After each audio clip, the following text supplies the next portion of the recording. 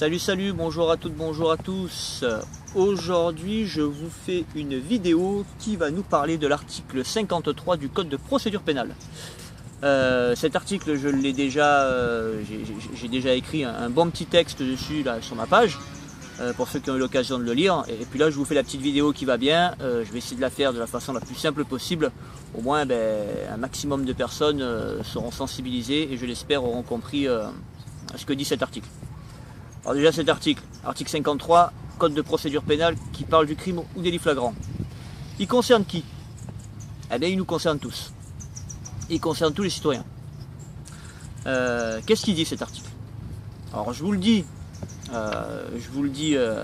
tel qu'il est écrit dans le Code de procédure pénale, et puis après on essaie de simplifier ça. Il dit quoi? Est qualifié de crime ou délit flagrant le crime ou le délit qui se commet actuellement. Le crime ou le délit qui vient de se commettre,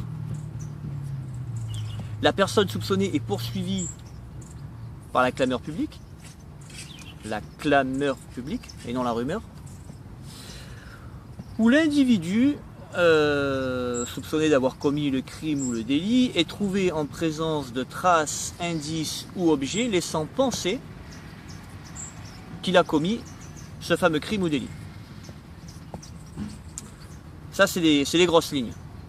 D'accord? Maintenant, on va essayer de reprendre les quatre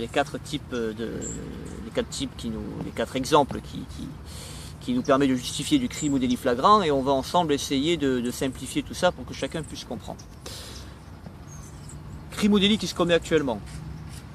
Crime ou délit qui se commet actuellement, c'est quoi? C'est un crime ou un délit qui se commet là, tout de suite, maintenant, dans l'instant présent, sous vos yeux. Voilà. Je suis là, je suis assis sur mon banc, en face de moi je vois une dame, je vois un monsieur arriver en courant, il y arrache son sac à main, il la fait tomber et il part en courant avec son sac à main. C'est du vol, ça vient de se passer sous mes yeux, c'est un crime ou un délit qui se commet actuellement.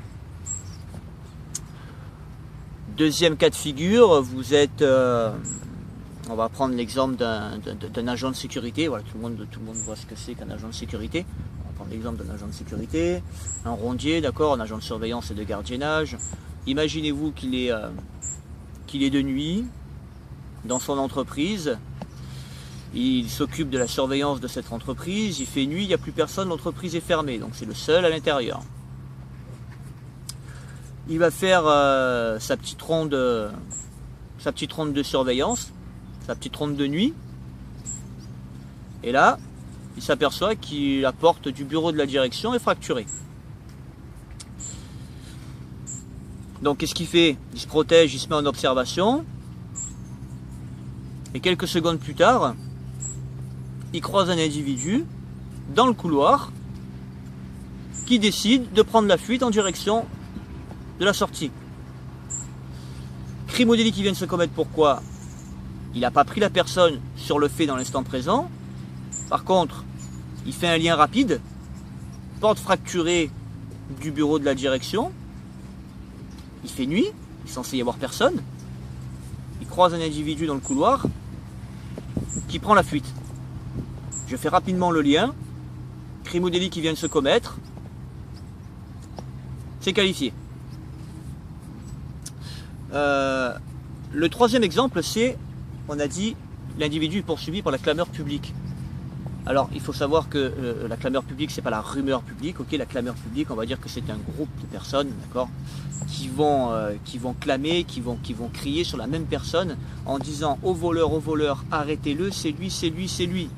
D'accord? Imaginez-vous dans une surface, dans une grande surface, dans une galerie marchande, vous voyez quelqu'un marcher assez rapidement, une personne marcher assez rapidement, et vous voyez une dizaine, une vingtaine de personnes crier arrêtez-le, arrêtez-le, au voleur, au voleur, au voleur. Il a volé le sac de madame ou de monsieur. Comprenez? Clameur publique. Donc le fait d'avoir cette foule de personnes qui acclament un même individu me donne le droit, donc vous verrez plus tard, on en reparlera, me donne un certain droit dû à cet exemple-là, donc clameur publique. Et enfin, le dernier exemple, c'est l'individu soupçonné et trouvé en présence de traces, indices ou objets laissant penser qu'il a commis le crime ou le délit. Je vais vous donner un exemple assez parlant. Vous vous êtes dans la rue, voilà, vous êtes dans la rue, vous êtes dans une zone publique, vous vous promenez. Vous entendez parler qu'il y a 1 ou 2 minutes de ça, il s'est passé quelque chose il y a eu un viol. Il y a eu un viol, et puis là, qu'est-ce qui se passe? Vous voyez un individu passer à proximité, des traces de lutte apparentes sur son visage, des traces de griffures par exemple, plus voilà, vous voyez par exemple du sperme au niveau de son pantalon. Tu te dis tiens, j'ai entendu qu'il y avait eu un viol pas loin là, et en même temps qu'est-ce qui se passe? Je vois passer cet individu là avec des traces de lutte, avec du sperme sur lui. Individu laissant penser qu'il a commis le crime ou le délit car il est trouvé en présence de traces, indices ou objets laissant penser qu'il a commis ce crime ou ce délit. Vous voyez, voilà, c'est vraiment, voilà, il faut vraiment être carré avec ça. C'est-à-dire que l'article 53, il a une limite droite, une limite gauche. Les 4 exemples que je vous ai cités doivent être réunis pour pouvoir procéder. Ensuite, vous le verrez, la prochaine vidéo que je vais faire, au droit d'appréhender l'individu, au droit quelque part, entre guillemets, de le priver de liberté, parce que vous allez l'appréhender. Attention, j'ai mis une petite parenthèse, vous appréhendez l'individu si les conditions de l'article 53 sont réunies, mais déjà, veillez à ce que vous-même ne vous mettiez pas en danger, donc privilégiez toujours sa propre sécurité. Et attention, le crime ou le délit doit être puni d'une peine de prison et non d'une simple amende. Donc si j'appréhende un individu qui commet un crime ou un délit, il faut être en mesure de se dire, est-ce que ce crime ou ce délit est puni d'une simple amende? Ou est-ce qu'il est puni d'une peine de prison? Et dans ce cas-là, s'il est puni d'une peine de prison, je peux l'appréhender. Mais s'il est puni d'une simple amende, je ne peux pas l'appréhender. Exemple, quelqu'un qui fume dans un lieu interdit, je ne peux pas l'appréhender.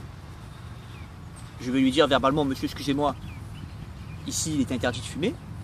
Je vous invite à vous rapprocher de la zone fumeur qui se situe en face de moi. Mais vous n'avez pas le droit de l'appréhender, de le priver de liberté. Parce que ce délit n'est pas puni d'une peine de prison. Vous voyez la différence? Donc faites très attention à ça et surtout privilégiez toujours votre propre sécurité. A très bientôt.